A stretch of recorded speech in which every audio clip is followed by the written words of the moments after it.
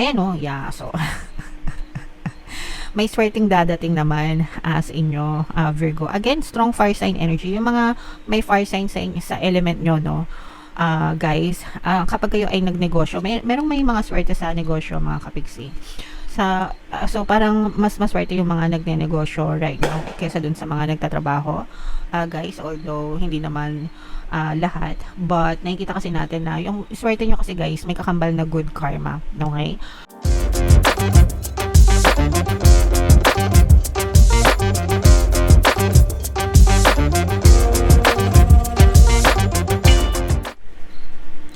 Hello guys, hello Virgo, welcome back to Pinoy Pixie Tarot. Ang pamagat ng episode natin for tonight is Money Money Come to Me. Money kapalaran, guys, para ngayong January, para sa Virgo, Sun, Moon, Rising, Sign, and Venus. So unahin natin tong deck na to, guys. Tingnan natin yung mga money manifesting technique para sa inyo, mga kapixie. So we have Desire. Basahin natin, guys. Yan. Go window shopping. Gaze at all the items you would love to own. Imagine using them and imagine using them and enjoying them. Regularly repeating this exercise will help to attract the things you long to have. So window shopping, mga kapiksi, para sa mga lumalabas, no, kung nagpupunta ng mga mall, ganyan, kung gusto niyo mag-window shopping kayo. Ngayon ang uso na is e-commerce, 'di ba, yung mga online shopping, kahit sa ang platform, mga kapiksi. So again, ikukwento ko na naman yung experience ko, no, kung paano nangyari sa akin to. Sa mga bagong viewers, first time nyo itong maririnig, pero sa mga datihan na, baka ilang beses nyo na itong narinig. So, dati, one time, gusto kong magkaroon ng hikaw. No? Hindi sa gusto kong bumili, pero gusto kong magkaroon ng bagong hikaw. So, syempre, dahil uso ang e-commerce, Shopee, Lazada, browse lang ako ng mga earrings ba na magaganda yung design, mga kapiksi. Pero hanggang browse lang ako, hindi nga ako nag-add to cart, guys, eh. As in, naghahanap lang ako ng mga magagandang designs, okay? Tapos siguro ginawa kayo ng mga ilang araw, tapos pagka may nakikita ko mga wow, ang ganda naman ito, ang sarap siguro magkaroon ng ganitong hikaw, yung mga ganun lang, nagpapass lang siya sa isip ko, and then that's it. And then after a few days, yung best friend ko, umuwi siya galing Dubai. Basta ang intention ko is sana magkaroon ako ng bagong hikaw, okay? Yun yung intentions ko. And yung best friend ko galing Dubai, umuwi siya ng Pilipinas. Tapos niregaluhan niya ako. Ang regalo niya sa akin ay hikaw, no? Pair of earrings. So that's how manifestation works, mga kapiksi. Especially pag wala kang resistance or wala kang balakid. Ibig sabihin, very receptive ka sa pagtanggap, no, ng desire mo. So minumove ni universe, yung lagi kong minimension sa inyo, guys, minumove ni universe yung mga tao, bagay, sitwasyon sa paligid mo para ibigay sa'yo yung desire mo, okay? So in my case, minove niya yung best friend ko para bilan ako ng hikaw and bigyan ako ng bagong hikaw, because my intention was gusto kong magkaroon ng bagong hikaw, okay? So without spending a dime, ibig sabihin hindi ako gumastos, wala akong ginawang kakaiba, I just set my intentions, gusto kong magkaroon ng bagong hikaw, tapos and the universe delivered it to me. So ganun kasimple, guys. Basta nakafocus kayo sa akin, no, nakafocus ako doon kasi mga ilang days ko siyang ginawa, na browse ako ng browse ng hikaw, and ang sabi ko lang, gusto ko magkaroon ng bagong hikaw, and then let it out, send it out to the universe, okay? So kayo din, guys, try nyo, or kung meron kayong success stories, i-comment nyo din sa baba, i-mention nyo kung paano kayo nagmamanifest ng mga desires nyo. Pero ang key kasi dyan is imagine using them, how it will feel, no? Anong mafe-feel mo kapag nasa iyo na yung desire nyo, mga kapiksi. Alright? So comment down below, guys, if feeling nyo naintindihan nyo yan. Tingnan natin yung ganap sa inyo ngayong January, sa inyong kaperahan guys. Shuffle natin to. Habang sinashuffle ko to, panoorin nyo muna yung video natin regarding sa ating paano mag-manifest ng abundance video course. Kapiksi, sawa ka na ba sa mga struggles at hirap sa buhay mo? Masipag ka ba at masikap sa buhay ngunit hindi ka pa rin umaasenso? Ilang beses ka na bang nag-attempt mag-negosyo at mag-invest pero palagi ka pa rin nalulugi? Sa pagkakataon na ito ay maaaring may subconscious beliefs ka na nagiging balakid sa iyong pag-unlad at pagyaman. Introducing, paano mag-manifest ng abundance video course. Dito ay matututunan mo ma-overcome ang mga balakid mo para tuluyan ka ng umunlad, umasenso, sumagana, maging matagumpay, successful at maswerte sa iyong kabuhayan, pera, trabaho, negosyo sa labi at kaperahan ng bonggang-bongga. Dali, mag-send na ng email sa pinoypixie@gmail.com at simulan na ang iyong pagyaman ngayon. Alright, so sa lahat ng gusto mag-avail ng course guys, yung promo natin ngayong December, una magbibigay tayo ng 15% discount. Pangalawa, magbibigay din tayo ng free 3-in-1 pampaswerte sa subliminal. So pampaswerte sa buhay, sa pera at saka sa love life mga kapiksi. Avail nyo na guys, sobrang ganda.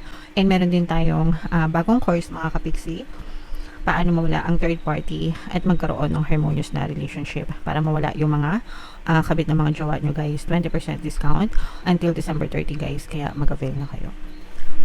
So, Virgo guys, kayo ay represent ng King of Pents. Ito yung ating money energy. Meron tayong presence dito guys ng fire signs, Aries, Leo, Sagittarius for some of you. Maaaring may fire element kayo sa inyong natal chart or you may be dealing with another fire sign. So, ito guys, medyo maraming negative dito, no? Mag-ingat kayo guys sa pag-handle ng pera nyo, especially sa mga investment kasi baka maloko kayo. And kapag naloko kayo guys, imbis na magkapera kayo, lalo pang lalaki yung utang nyo, lalo pa kayo magkakaroon ng financial constraints. Kasi yung iba, ang ginagawa, gusto nila mag-invest. So, pang-invest nila, para mag-invest sila, uutang sila. Tapos, yung in-invest nila, o kaya kukunin nila yung savings account nila, gagamitin nila yung savings account nila.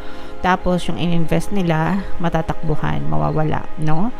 And, tapos, ang mangyayari, parang bigla na lang maglalahong parang bula, mawawala na lang parang bula itong nanloko sa kanila. So, wala na silang makahabol na pera. For some of you, pwedeng na-experience nyo na yun mga kapiksi and nararamdaman nyo yung tindi ng consequence ngayon sa inyong finances. Yung iba naman, reminder, babala na iwasan nyo yung mga ganong klase ng pag-i-invest kasi malaki yung mawawala sa inyong mga kapiksi and doble-doble yung sakit ng ulo na babalik sa inyo kapag kayo ay naisahan guys, okay? So, wala namang masama mag-invest. Palagi ko yan sinasabi sa inyo guys.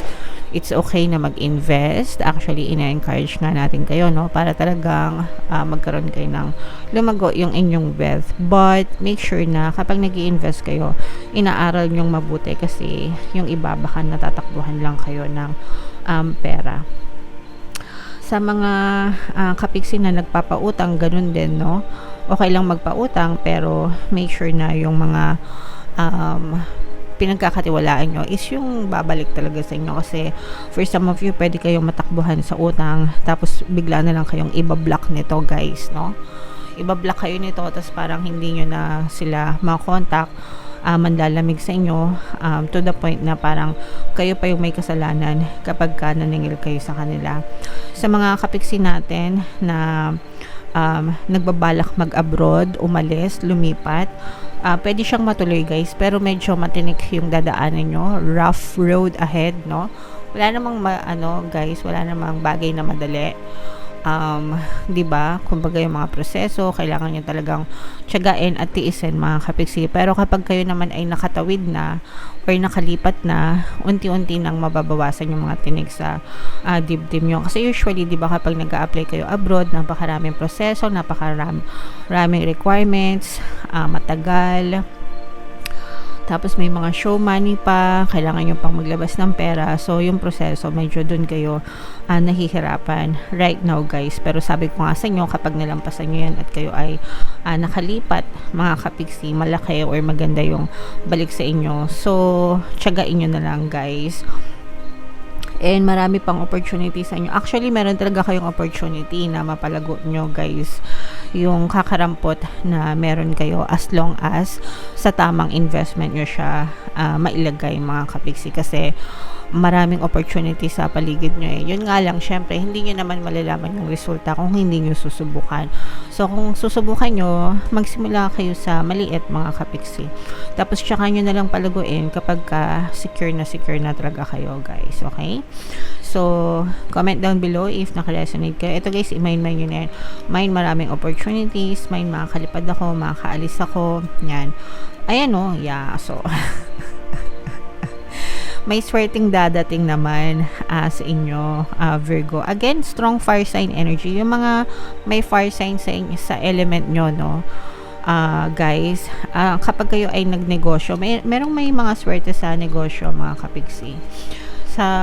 So parang mas maswerte yung mga nagnenegosyo right now kaysa dun sa mga nagtatrabaho, guys, although hindi naman lahat, but nakikita kasi natin na yung swerte nyo kasi, guys, may kakambal na good karma, okay?